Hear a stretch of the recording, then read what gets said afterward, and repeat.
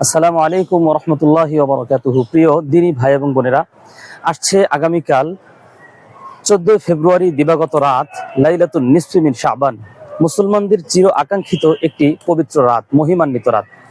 আর এই রাতের ব্যাপারে আল্লাহ রাসূল সাল্লাল্লাহু আলাইহি ওয়াসাল্লাম ইরশাদ করেছেন যে লাইলাতুন নিসফি মিন শাবান, যে শবে বরাত একটি পবিত্র রাত। আর এই রাতে বান্দা যে আমলগুলি করবে সেই আমলগুলি আল্লাহ তাআলার কাছে কবুল হয়ে যাবে। তাই আসুন আমরা এই রাতটিকে ইবাদতের মাধ্যমে কোরআন তেলাওয়াত, জিকির, আজকার, তাসবিহ, তাহলিল, সৎ কাজ, বেশি বেশি নফল নামাজ পড়ে আমরা এই রাতটিকে উদযাপন করি।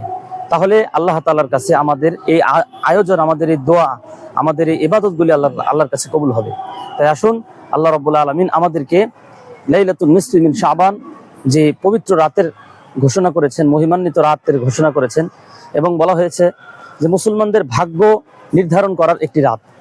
সুতরাং এই রাতটিকে আমরা গুনাহের মাধ্যমে অতিবাহিত করব না, এই রাতটিকে আমরা ভালো কাজের মাধ্যমে, ইবাদতের মাধ্যমে যেন আমরা অতিবাহিত করতে পারি।